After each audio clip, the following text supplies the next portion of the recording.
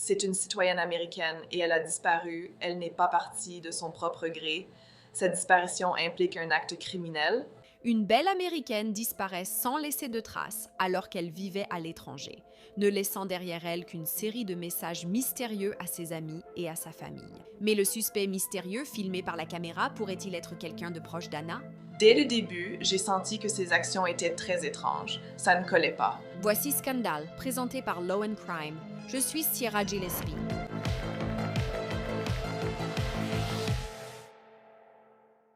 C'est une affaire qui a intrigué les enquêteurs pendant des années. Une belle Américaine, Anna Knežević, âgée de 40 ans, disparaît soudainement alors qu'elle vit à l'étranger, à Madrid.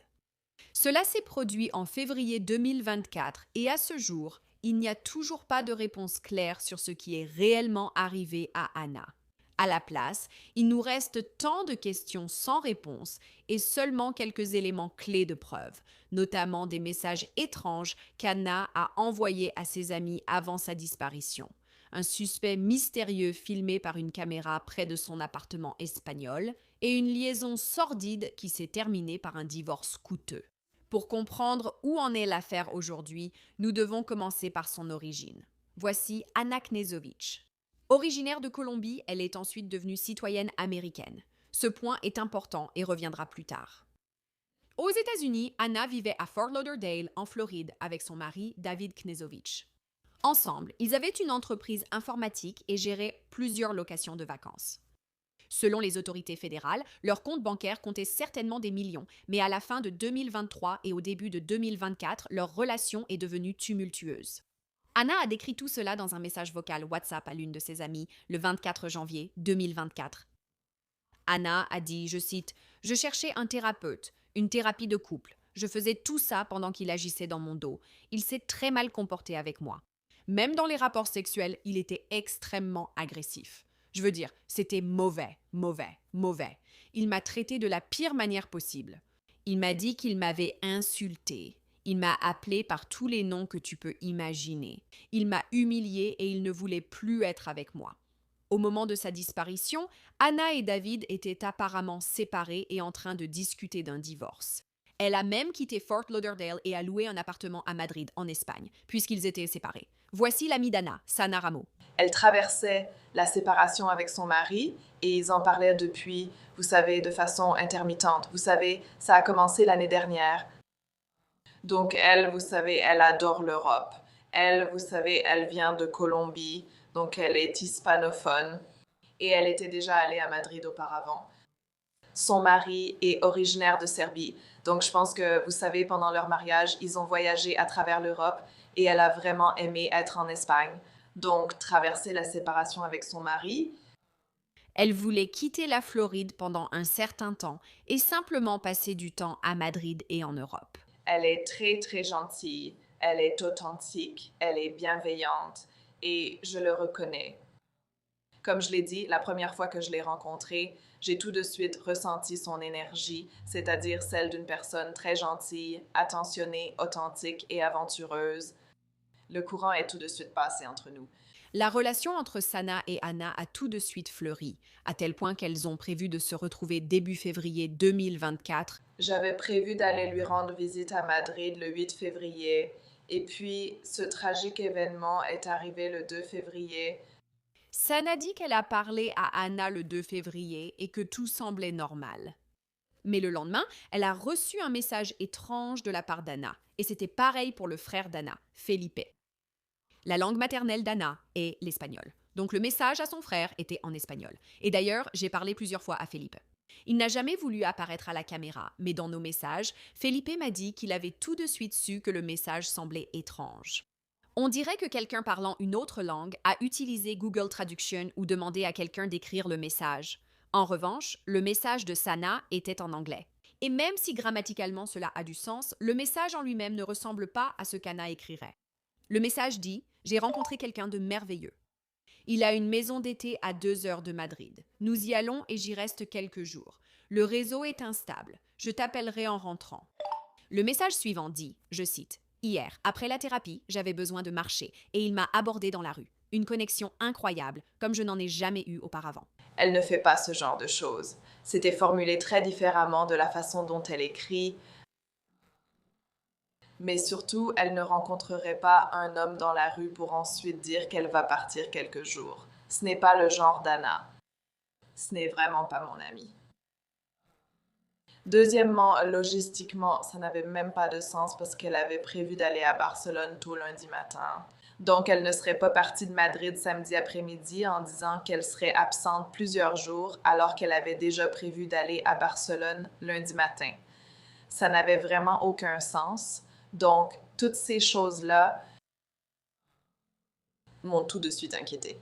Sana a appelé la police et est partie à Madrid. Mais quand les secours sont entrés chez Anna, tout semblait normal. Au début, tout ce que Sana a appris, c'est que la dernière fois qu'Anna a été vue, c'était le 2 février 2024 à 13h42. On l'a vue entrer dans son appartement. Et pendant un bref instant, c'était la seule piste dont disposaient les enquêteurs, à part contacter le mari dont Anna était séparée, David Knežović. Alors, je l'ai contacté ce dimanche soir et je me souviens d'avoir essayé de le joindre de très nombreuses fois avant de finalement réussir à l'avoir. Et il m'a dit à ce moment-là qu'il était à Fort Lauderdale. Et je lui ai parlé et nous avons discuté de ce qui était arrivé à Anna. Il a affirmé à ce moment-là qu'il n'avait aucune idée qu'elle avait disparu. Je lui ai dit que je prévoyais toujours d'aller à Madrid parce que j'avais ce voyage prévu pour le 8. Alors j'ai dit, eh bien, je vais aller à Madrid et faire ce que je peux pour découvrir ce qui se passe et aider de toutes les manières possibles. Je pense que tu devrais me rejoindre. Est-ce que tu vas me rejoindre? J'ai même cherché un vol depuis l'aéroport de Miami, la veille de mon départ pour Madrid, et je lui ai suggéré de prendre ce vol, ce qu'il a accepté de faire. Donc j'ai pris l'avion et je suis partie pour Madrid le 8. Toute la journée, j'ai tenté de le joindre. Je l'ai joint très tard ce jour-là. Et puis il m'a dit qu'il était allé en Serbie à la place. À l'époque, David a dit à Sana qu'il était à Fort Lauderdale en Floride, mais selon des rapports ultérieurs du FBI, ce n'était pas le cas. L'accusé a menti sur sa présence à Fort Lauderdale au moment de la disparition de la victime. Après la disparition de la victime, l'accusé a dit à plusieurs personnes, y compris au frère de la victime, à l'un des proches amis de la victime et à un employé, qu'il était à Fort Lauderdale, alors qu'en réalité, il se trouvait en Serbie. Selon le FBI, David s'est envolé pour la Serbie en passant par la Turquie à la fin du mois de janvier 2024. Donc, lorsqu'il a parlé à Sana et a prétendu se trouver sous le soleil de Floride, il était en réalité en Europe. Et ce n'était pas le seul problème que les enquêteurs ont rapidement découvert. En vérifiant les images des caméras de sécurité de la zone, les enquêteurs ont découvert un suspect mystérieux filmé à 21h27 le 2 février. La vidéo montre un homme portant un casque et un masque couvrant la bouche entrant dans le bâtiment. Il pulvérise de la peinture sur l'objectif de la caméra de sécurité pour la masquer, mais on arrive tout de même à bien l'apercevoir. Les enquêteurs supposent qu'il s'agissait de David Knežović. Les documents du tribunal précisent que l'apparence de cet homme ressemblait à celle de David. Grâce aux images de surveillance, la police espagnole a identifié la marque de la bombe de peinture utilisée pour neutraliser la caméra. Les forces de l'ordre ont ensuite déterminé qu'un agent immobilier à Madrid avait enregistré une vente de cette marque précise de bombe de peinture le 2 février 2024. Les images de surveillance du magasin montraient une personne ressemblant à David achetant la bombe de peinture ainsi que 2 rouleaux de ruban adhésif le 2 février 2024 vers midi. Le bureau du procureur des États-Unis a publié une image de la vidéosurveillance du magasin de bricolage et le suspect ressemble fortement à David. Après avoir peint la caméra de sécurité, cet homme a été vu avec ce que les enquêteurs fédéraux pensent être une valise à roulettes.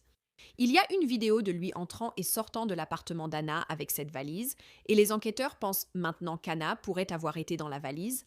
Pendant ce temps, alors que les enquêteurs approfondissaient les antécédents de David, ils ont découvert des parallèles choquants avec la période de la disparition d'Anna.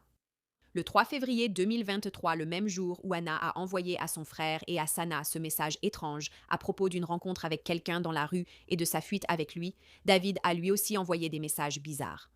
Il a rencontré une Colombienne sur Tinder en octobre 2023 et l'a sollicitée pour des traductions. Les documents du tribunal révèlent une partie de leur échange. David a dit « Salut chérie, j'ai besoin de ton aide ». La femme, appelée ici individu numéro 1, n'a pas été identifiée. Elle répond « Bonjour chérie, bien sûr. Dis-moi. » David dit « J'ai un ami en Serbie qui est écrivain. » Elle a un personnage secondaire qui est colombien. Elle a quelques phrases qui doivent être traduites de l'anglais serbe à l'espagnol colombien, comme parlerait une fille colombienne. Plus tard, David écrit presque exactement le même message qui a été envoyé depuis le téléphone d'Anna. J'ai rencontré quelqu'un de merveilleux qui a une maison de vacances à 2 heures de Madrid. Nous y allons maintenant pour quelques jours. Il n'y a presque pas de réseau là-bas. Je t'appellerai à mon retour. Bisous. Il demande ce que tu en penses.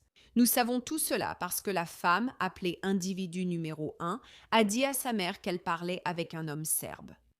Sa mère a googlé son nom et découvert la disparition d'Anna. L'individu numéro 1 a ensuite découvert un article de presse contenant un message prétendument écrit par l'épouse de David qui reprenait exactement le texte qu'elle et David avaient rédigé ensemble vers le 3 février 2024.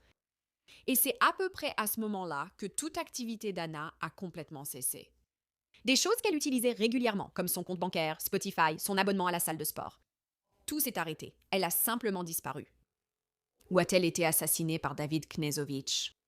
Les procureurs américains accusaient David Knežević d'avoir tué Anna dans son appartement de Madrid, transporté son corps dans une valise et l'avoir abandonnée en Italie. Et voici où un autre élément clé de preuve entre en jeu, les données de la voiture de location. Selon le FBI, David a loué une voiture le 29 janvier 2024. Il l'a rendue le 5 février, mais avec quelques changements notables.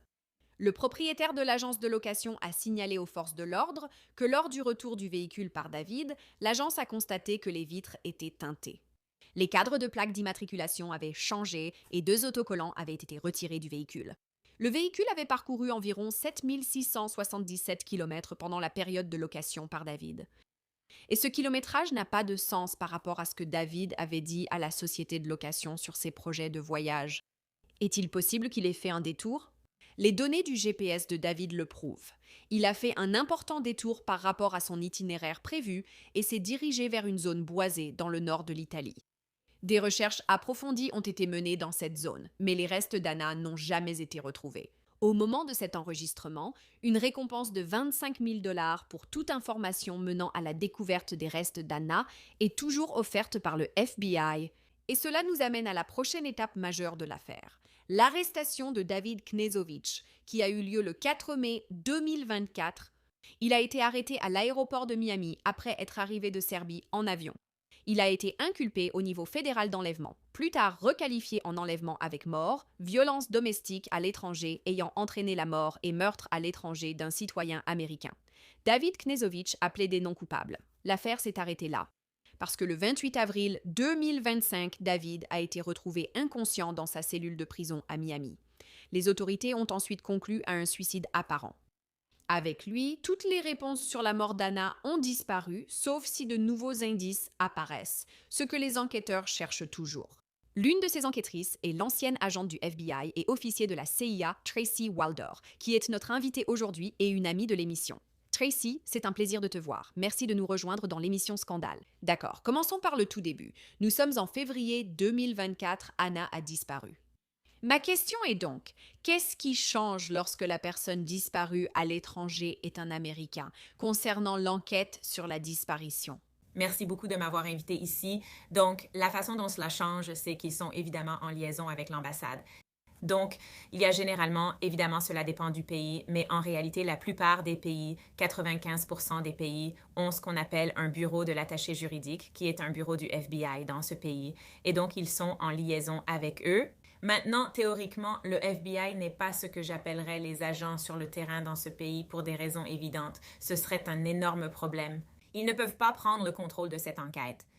Mais comme il s'agit de l'un de nos citoyens, ils peuvent potentiellement leur fournir une assistance numérique ou toute autre aide dont ils auraient besoin, ainsi que servir de personne de contact entre la famille aux États-Unis et évidemment à l'étranger. Donc, on dirait qu'ils travaillent ensemble, au moins un peu, dès le début, simplement parce qu'il s'agit d'un Américain qui a manifestement disparu à l'étranger. Les autorités espagnoles lancent les démarches. Selon vous, si vous travaillez sur ce dossier, quelles sont les premières étapes à entreprendre? Je sais que les vidéos de surveillance sont cruciales dans cette enquête. C'est vers elles que vous iriez d'abord? En fait, je dirais que j'irais encore plus loin. Je pense que la première chose à faire, c'est de sécuriser la scène du crime, n'est-ce pas?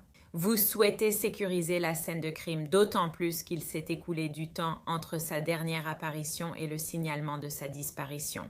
Et donc, vous voulez préserver autant d'éléments que possible sur cette scène de crime. Alors oui, à mon avis, vous ne serez peut-être pas d'accord et certaines personnes non plus. Mais je pense que les preuves numériques sont bien plus importantes, parfois dans le cas d'une personne disparue, que les preuves médico-légales, car vous pouvez les consulter plus vite et obtenir des informations bien plus immédiates sur l'endroit où se trouve la personne. Les preuves numériques sont cruciales dans cette affaire. J'ai parlé des vidéos de caméras de sécurité, mais bien sûr, nous avons aussi ces messages textes, ou plutôt des messages WhatsApp, d'Anna à son frère, à quelques-uns de ses amis. Et c'est là que les choses se compliquent, n'est-ce pas? Parce que les messages venaient du téléphone d'Anna ou de son compte, peu importe. Mais ses amis, tout de suite, se sont dit « D'accord, ça ne ressemble pas à elle.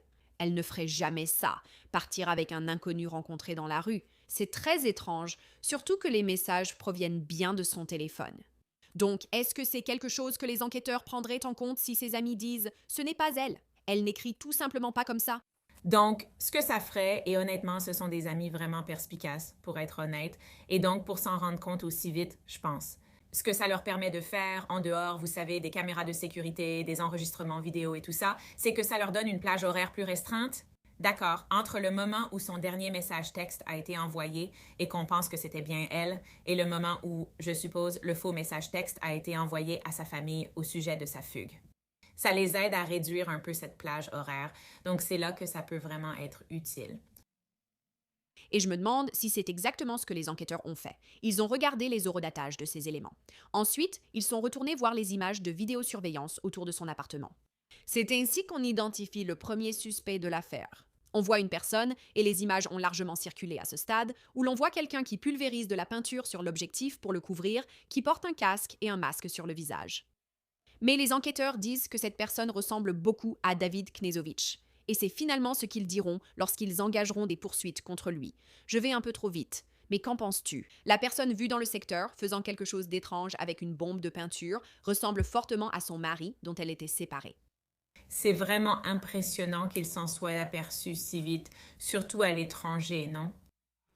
On ne savait pas qu'il vivait là-bas avec elle. C'est en partie pour ça qu'elle s'y était rendue au départ. Le fait qu'ils aient le compris aussi vite, juste en voyant sa carrure, alors que son visage est couvert, comme tu l'as dit, est impressionnant. Et aussi, le fait de le recouvrir avec de la peinture en bombe montre vraiment, du moins à mon avis, à quel point c'était prémédité. La plupart d'entre nous ne se promènent pas avec des bombes de peinture à la recherche de caméras de vidéosurveillance pour les peindre. Cela montre aussi la conscience de sa culpabilité. Si vous savez que vous allez faire quelque chose de mal, vous allez essayer de couvrir les caméras pour que les gens ne puissent pas vous identifier ou vous voir commettre ce crime présumé, ce que les enquêteurs disent être ce qui s'est passé ici. Je veux dire, nous ne connaissons pas exactement tous les détails. Mais plus tard, une personne que l'on pense être David Knežević est vue sur des images de vidéosurveillance similaires avec ce qui ressemble à une valise. J'imagine que ce ne sont que des suppositions sur ce qui s'est passé dans la maison. Mais d'après votre expérience, quelle hypothèse feriez-vous sur ce qui s'est passé dans l'appartement d'Anna? Je veux dire, ils cherchent des signes de lutte, n'est-ce pas? Tout agent des forces de l'ordre cherche à savoir si cette personne est partie de son plein gré ou si elle a été emmenée contre sa volonté. C'est ce qu'ils essayent de déterminer. Je crois que, puisqu'il ne semble pas y avoir, du moins d'après ce que je peux comprendre, énormément de preuves médico-légales. Dans ce cas, qu'il l'a très probablement tué dans l'appartement puis a sorti son corps dans la valise. Je voulais aussi aborder la voiture de location qu'il avait, car les rapports sont très contradictoires. Il affirme être en Floride alors qu'il est en réalité en Serbie, son pays natal, puis il loue une voiture. Il traverse plusieurs pays différents, revient, et ce sont les modifications apportées à la voiture qui m'ont marqué. En fait, j'ai littéralement loué une voiture en Autriche il y a quelques semaines, le mois dernier, d'accord? Quand je suis revenue, je n'avais pas tout à coup teinté les vitres. Je n'avais retiré aucun des autocollants. Je n'ai rien fait, j'ai rendu la voiture comme on l'a trouvée. Pour moi, c'est un gros signal d'alarme. Que penses-tu de ces modifications sur le véhicule? Je veux dire, ça revient encore à cette idée de dissimulation, non? Ce dont tu parlais tout à l'heure.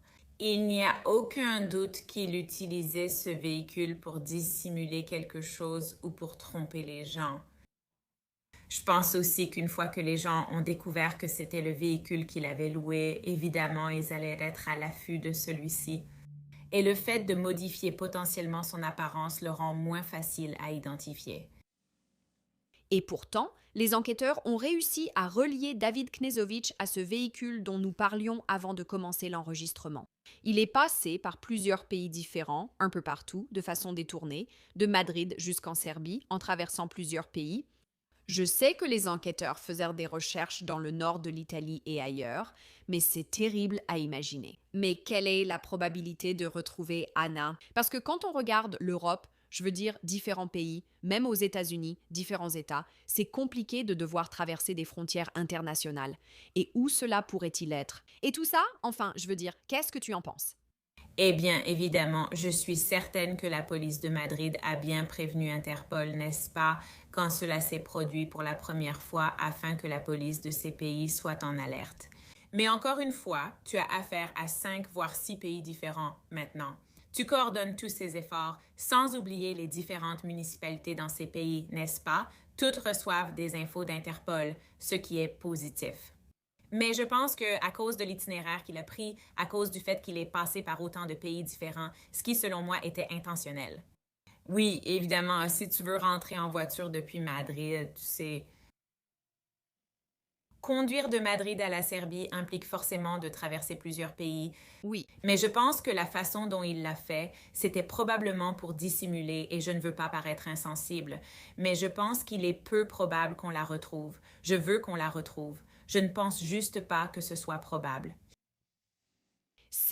je veux dire, quand on pense simplement à l'immense nombre d'endroits où l'on peut cacher un corps, faute de meilleurs termes, ou vous savez, à son dernier lieu de repos, où qu'il soit, c'est tout simplement énorme. Et comme vous l'avez aussi souligné, bien sûr, je suis sûre qu'ils ont suivi le protocole et contacté Interpol. Mais même là, si je pense à mon quotidien chez Law & Crime, je dis quelque chose à mon patron, ma collègue dit quelque chose à mon patron. Il peut y avoir des choses qui se perdent dans la traduction. Vous voyez ce que je veux dire? Tout le monde n'est pas toujours sur la même longueur d'onde à 100% du temps. Et quand on a différentes municipalités, comme vous l'avez souligné, différents pays, ça complique encore plus les choses. Et je suppose que c'est aussi l'une de mes questions, parce qu'Anna a disparu. J'ai parlé à ses amis, à sa famille, pendant des mois avant tout ça. Et finalement, David Knežević est inculpé, vous savez, il est arrêté quand il rentre à Miami. Il est arrêté là-bas. Pourquoi, selon vous, y a-t-il eu un délai entre sa disparition, son arrestation et son inculpation pour meurtre? Je pense, encore une fois, je ne peux que spéculer à ce stade que il savait probablement où il était et ce qu'il faisait. Mais je pense que la réalité, c'est qu'ils estimaient clairement qu'aux États-Unis, ils pouvaient le juger, le condamner et lui infliger la peine qu'il méritait pour ce crime plus facilement que dans son pays d'origine. C'est probablement pour ça qu'ils ont conclu cet accord. Je n'ai aucun doute qu'ils ont prévenu les forces de l'ordre local qu'il était en route là-bas, et c'est le plan qu'ils avaient élaboré. Je veux dire, oui, s'il est arrêté à l'aéroport dès son arrivée, c'est logique que des gens aient discuté ou, excusez-moi, conversé à propos de tout ça. Et David est là, nous allons l'arrêter. C'était une victoire pour la famille. Je me souviens leur avoir parlé à l'époque, ainsi qu'à son ami. Il disait « Super, enfin, une forme de justice ». Cependant, tout cela s'effondre en quelque sorte quand David est retrouvé mort dans sa cellule, ce qui a été un énorme choc pour tout le monde. Cela a finalement été considéré comme un suicide. Et je suppose que je me demande, c'est une question un peu spéculative, mais je voulais te demander, Tracy, qu'est-ce que tu penses du fait qu'il se soit suicidé? Crois-tu que ce soit un aveu qu'il a commis ce meurtre? Écoute, ce ne sont que mes pensées personnelles, mais à mon avis, oui. Je pense que s'il ne l'avait pas fait, il serait probablement resté pour se défendre. Honnêtement, je suis étonnée qu'il soit revenu aux États-Unis. Parce que je pense que ça montre à quel point il était probablement insouciant. Il devait savoir et il savait que des gens le cherchaient. Donc, le fait qu'il soit revenu est franchement surprenant pour moi. Je pense qu'il pensait probablement qu'il ne se ferait peut-être pas attraper parce qu'en réalité, si tu pensais qu'il allait l'être, pourquoi ne pas simplement rester loin? Donc, je pense que c'était sa façon d'admettre sa culpabilité, de manière lâche, évidemment. Tu as raison. Je trouve intéressant qu'il soit revenu aux États-Unis, car je repense à la chronologie de mon travail ici à Law & Crime. J'ai fait plusieurs reportages avant que David ne soit arrêté. Du genre « Où est Anna? Voici la dernière mise à jour, etc., etc. » Donc, s'il l'a cherché vraiment, qu'il cherchait son nom et tout ça, il saurait que beaucoup de gens commençaient aussi à le soupçonner. Donc, c'est très intéressant qu'il soit rentré chez lui. Et je me demande aussi si toutes les réponses dans cette affaire ont disparu avec David. Je veux dire, il a évidemment plaidé non coupable. Il n'y a jamais eu de procès, il n'y a jamais eu de condamnation, il n'y a jamais rien eu. Mais c'est lui qui, selon les procureurs fédéraux, a commis cet acte. C'est lui qui a tout fait. Donc, toutes les réponses à cette affaire disparaissent avec lui. Je ne veux pas dire qu'elles ont toutes disparu, d'accord? Il y a toujours peut-être un élément de preuve numérique, peut-être un indice médico-légal, mais je dirais qu'une grande partie a disparu, surtout parce que cela concerne tellement de pays différents.